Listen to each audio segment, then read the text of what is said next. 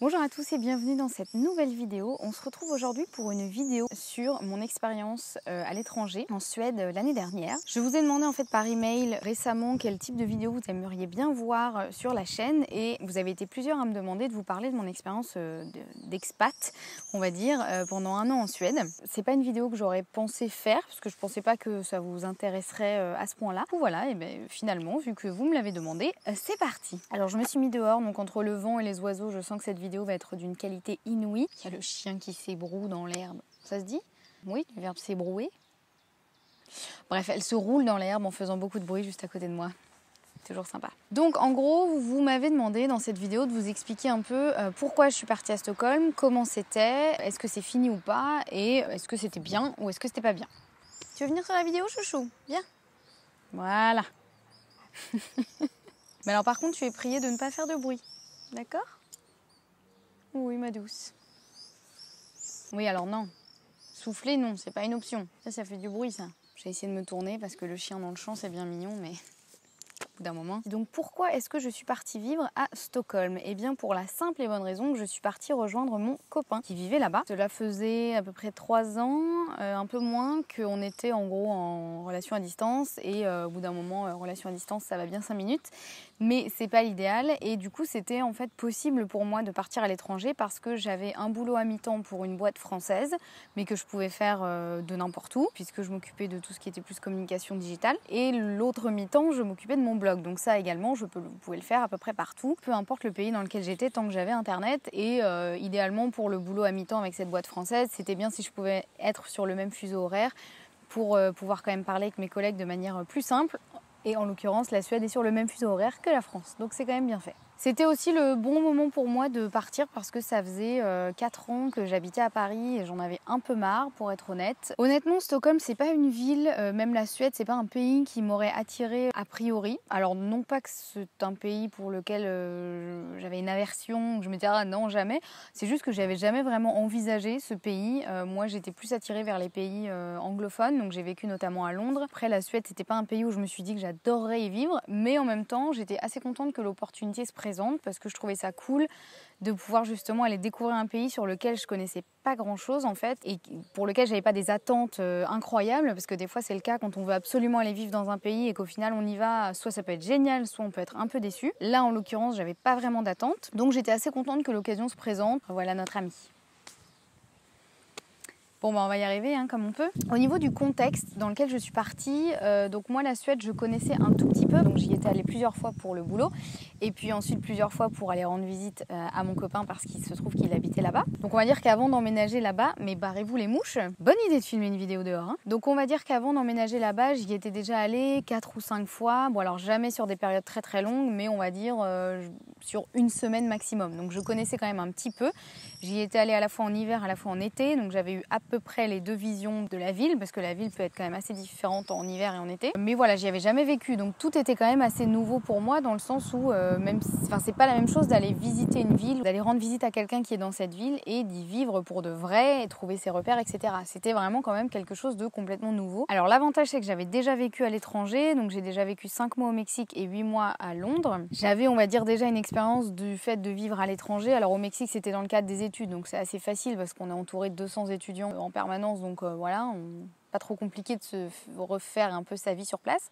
À Londres, j'y étais allée pour le boulot, donc là j'avais plus expérimenté le fait de un peu repartir de zéro et de voilà, tout reconstruire là-bas, même si j'avais déjà quelques amis sur place, ça aide quand même. Vous pouvez pas faire un petit peu moins de bruit, vous? Alors, un des gros avantages que j'ai eu, c'est que je n'ai pas eu besoin de chercher d'appartement. Et je sais qu'à Stockholm, c'est très compliqué. J'ai pas mal d'amis qui ont voulu s'installer à Stockholm et qui ont vraiment galéré à trouver un appartement à la fois correct et à la fois avec un loyer raisonnable, parce que les loyers sont aussi chers, voire plus chers qu'à Paris. C'est vraiment un truc de dingue. Donc moi, j'ai eu cet avantage de ne pas avoir à trouver d'appartement, puisque mon copain à l'époque avait déjà son appartement. Je me suis juste installée chez lui et j'ai pas eu à faire toutes ces recherches d'appart. Autre avantage, je n'ai pas eu besoin de trouver de boulot, puisque comme je vous ai dit, je bossais déjà à mi-temps pour une boîte française et l'autre mi-temps sur mon blog. Et je sais que je connais plusieurs personnes qui ont voulu s'installer à Stockholm et qui n'ont pas réussi parce qu'elles n'ont pas trouvé de boulot là-bas.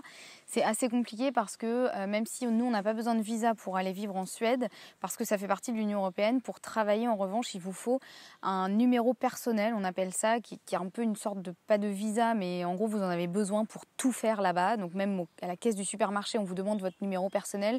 Ça fait office de carte de fidélité, par exemple. Enfin, tout est regroupé, tout ce qui vous concerne, votre dossier médical, votre dossier je sais pas, judiciaire, vos cartes de fidélité, etc. Tout est regroupé sous ce numéro personnel. C'est un peu, nous, l'équivalent du numéro de sécurité sociale, sauf que eux, ils l'utilisent vraiment pour tout. Des pistioles. Et en fait, pour avoir ce numéro personnel, il vous faut un boulot, je crois, d'un contrat qui dure plus d'1 an. Et pour trouver un boulot, il vous faut ce numéro personnel. Donc c'est un peu le serpent qui se mord la queue. Donc je sais que j'ai eu beaucoup d'amis qui ont vraiment galéré sur ça. Et c'était un peu le saint graal, ce numéro personnel. Donc moi, j'ai eu cet avantage de ne pas avoir à trouver de boulot sur place. Donc ça, c'est quand même assez cool. En gros, je suis vraiment arrivée avec mes valises, je me suis posée et voilà. En plus de ça, moi, mon copain de l'époque avait effectivement toute sa vie déjà sur place. Donc il avait déjà des amis, des connaissances. Il connaissait très bien la ville.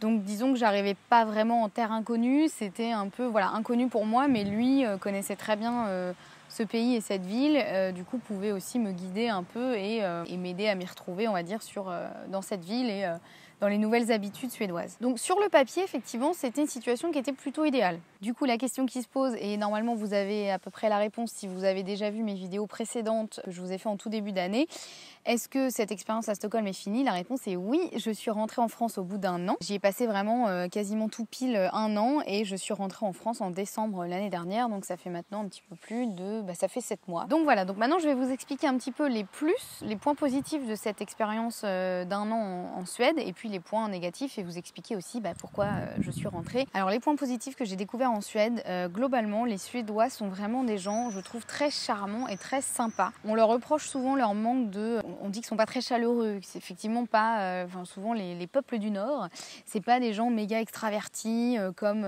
peuvent l'être, je sais pas, les Espagnols qui vont être très sociables, je ne sais jamais ce mot, il m'énerve ce mot. Donc voilà, c'est pas des gens qui vont être très expansifs. En revanche, c'est des gens que je trouve vraiment, tous les Suédois, alors je fais une généralité, évidemment il y a toujours des exceptions, mais globalement, quasiment tous les Suédois à qui j'ai eu affaire, que ce soit dans un contexte personnel, professionnel, ont été à chaque fois globalement sympathiques et charmants dans le sens pas froid quoi. C'est sûr qu'ils sont pas méga chaleureux, mais ils sont pas froids, ils sont plutôt sympas, prêts à aider, gentils, courtois, respectueux, enfin vraiment c'est agréable en tout cas je trouve d'interagir avec eux. Alors après tout dépend de votre personnalité mais moi je trouvais ça assez agréable. En plus de ça, j'ai trouvé sur place un super espace de coworking avec des gens extraordinaires. Alors c'était un peu un espace de coworking de hippie, j'aime bien appeler ça comme ça et c'est un peu comme ça qu'ils se définissent, où c'est vraiment venez comme vous êtes. C'était des gens assez atypiques avec des profils complètement différents qui faisaient des trucs. Il n'y avait pas 2 métiers pareils je pense. Il y avait méditation le midi, il y avait des cours de yoga, il y en a beaucoup qui faisaient des retraites spirituelles, des choses comme ça. Il y avait aussi des gens très carrés et très pas du tout là-dedans, mais majoritairement c'était vraiment ça. On se faisait des câlins, voilà, c'était un peu un espace, une bulle du monde des bisounours quoi, où tout le monde est beau, tout le monde est gentil, tout le monde s'adore. Mais vraiment quoi, c'est pas du surfait, genre juste je te trouve génial et derrière je vais aller bitcher sur ton dos. Enfin c'est vraiment juste des gens en plus globalement qui bossaient principalement pour eux sur des projets qui leur faisaient plaisir, donc des gens assez heureux de leur travail, assez heureux de venir bosser le matin. Enfin vraiment le lieu idéal et je suis hyper contente d'avoir trouvé cet endroit. Enfin ça a vraiment été un aspect hyper positif de mon expérience en Suède. Un autre aspect positif, la qualité de vie là-bas, elle est vraiment hyper agréable. C'est-à-dire qu'il y a...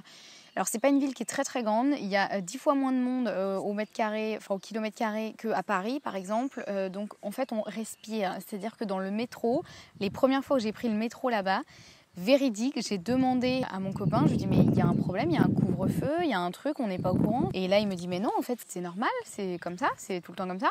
Moi qui étais tellement habituée à la ligne 13 à Paris où on est comme ça collé aux gens avec la tête contre la vitre quelle que soit l'heure du jour. Là c'est quand même, alors ça peut être un aspect qui peut paraître dérisoire pour ceux qui n'habitent pas à Paris et qui ne connaissent pas les joies du métro bondé, mais c'est un vrai plaisir de pouvoir prendre le métro tous les jours sans être collé à tout le monde.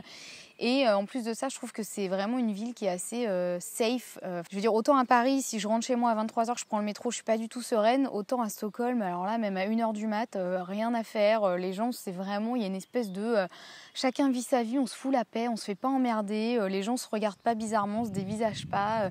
C'est vraiment, on se laisse un espace vital et en gros, bah voilà, chacun respecte les autres et tout va bien. Et ça, c'est quand même un aspect qui est hyper agréable. Dans les supermarchés, dans les restaurants, c'est rare qu'il y ait vraiment une foule compacte et qu'on ait l'impression d'être juste submergé de gens et comme il peut y avoir à Paris et qui du coup, je trouve, rend les choses assez stressantes et assez...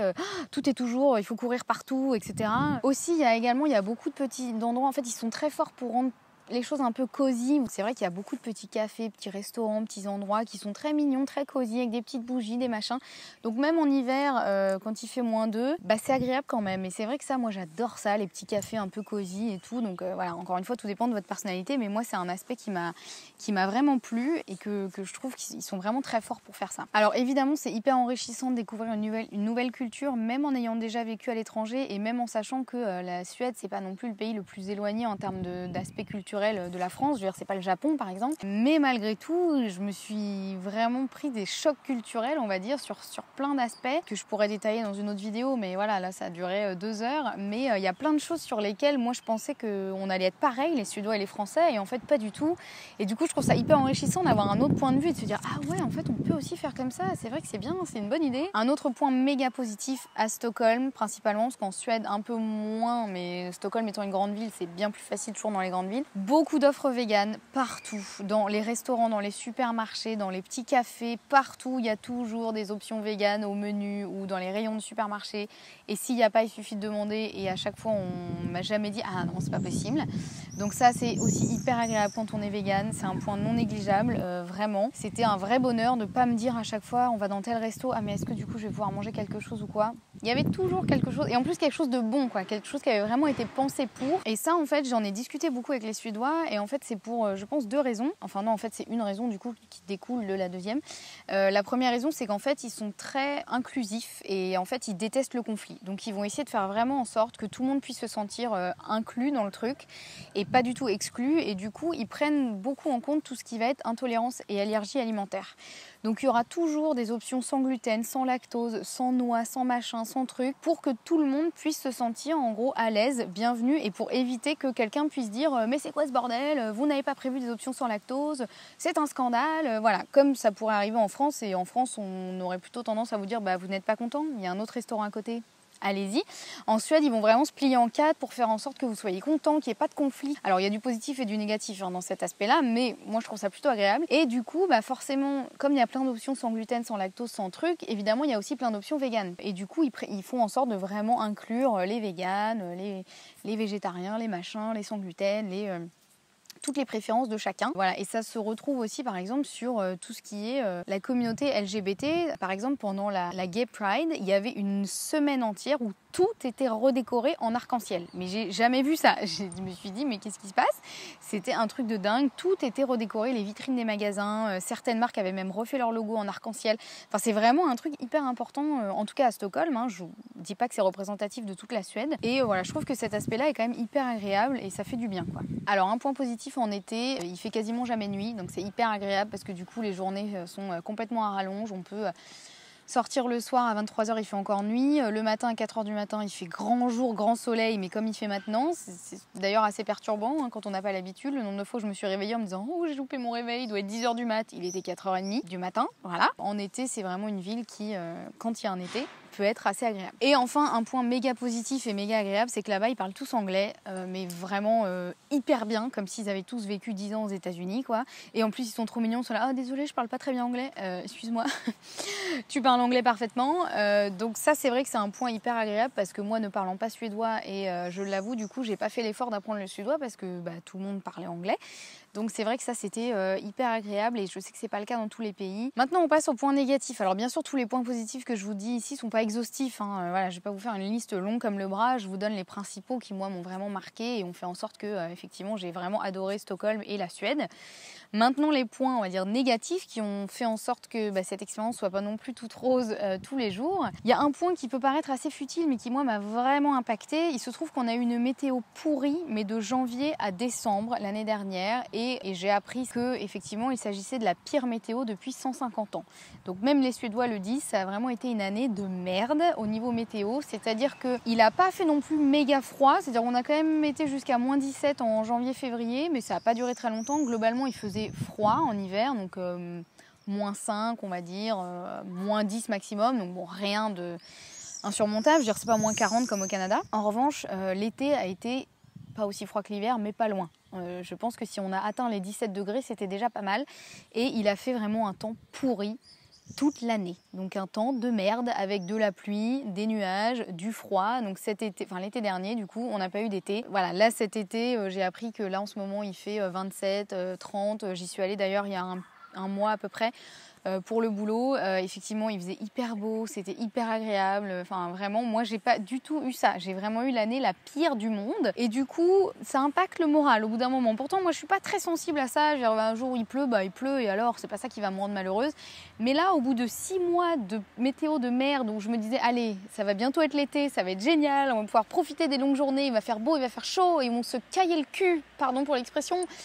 Et il faisait vraiment froid et je pense que jamais une fois je suis sortie sans veste et sans un foulard parce que je me gelais les miches. Bon voilà, au bout d'un moment ça a quand même eu un gros impact sur mon moral et je pense que c'est la première fois de ma vie que je faisais une petite dépression saisonnière. En avril, j'avais juste envie de me jeter par la fenêtre parce qu'on a eu de la neige jusqu'à mi-mai. Mais de la neige qui tient au sol, hein, vraiment, jusqu'à mi-mai. Il a neigé. Quand mes copains à Paris étaient en terrasse à boire du rosé, moi je sortais encore avec mon manteau d'hiver. Donc voilà. Et puis juillet-août, ça n'a pas été beaucoup mieux. Enfin bref. Donc effectivement, il y a eu un hiver très très long et un été quasiment inexistant. Donc ça n'a pas aidé à faire en sorte que j'ai la meilleure expérience du monde l'année dernière. Pourtant, j'adore l'hiver, hein, mais l'hiver en été, non.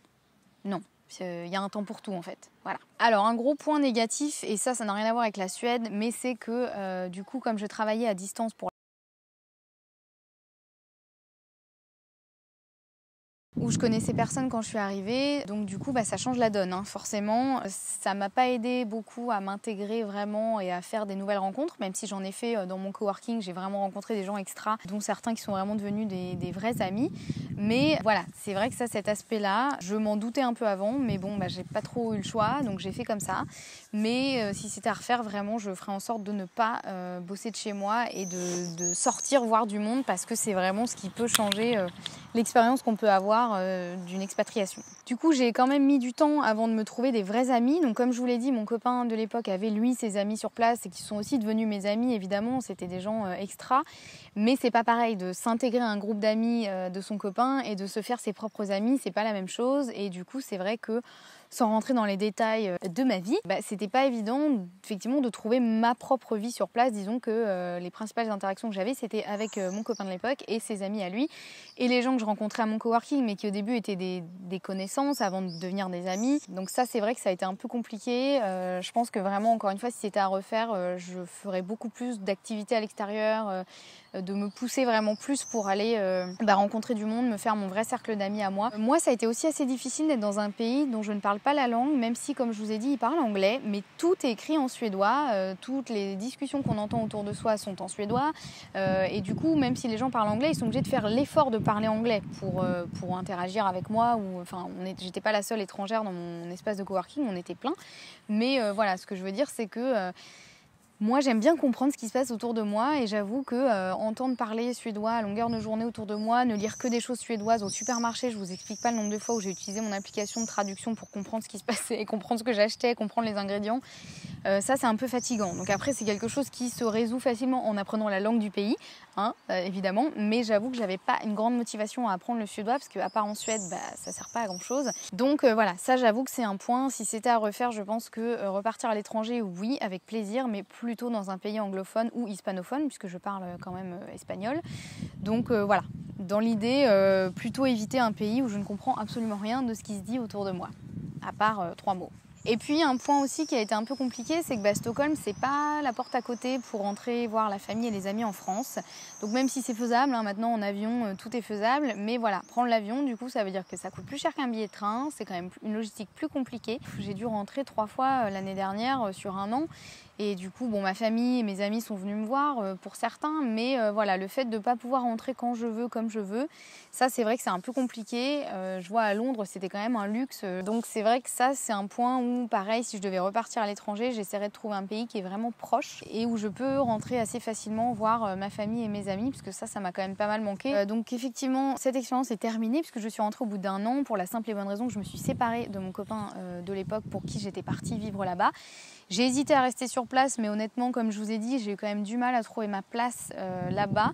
Donc je me voyais assez mal rester sur place alors que j'étais venue pour lui. C'était un petit peu bizarre. Donc je suis rentrée en France. Je suis rentrée d'abord chez ma maman.